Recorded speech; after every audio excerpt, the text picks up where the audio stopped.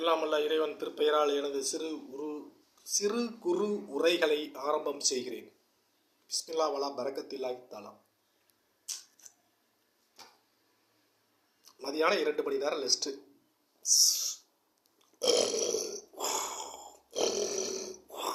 நல்லா தூங்குவேன்.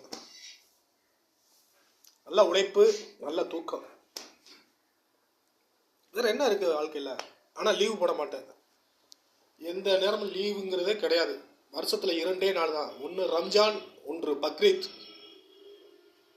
2 நாள் தான் லீவு வருஷத்தில். அப்புறம் ஃபுல்லாக வேலை தான். நல்லா வேலை பார்க்க வேண்டியது, நல்லா தூங்க வேண்டியது. நல்லா வேலை பார்க்க வேண்டியது, நல்லா தூங்க வேண்டியது. என்ன இருக்கு வேலை? என் அன்னைக்கு இறைவன் வறுமையை கொடுத்தான். ஆனால் எனக்கு என் பக்கத்து வறுமையை நெருங்க விடவில்லை எனது இறைவன். இப்போ வரைக்கும் வறுமை என்னை நெருங்கியது கிடையாது.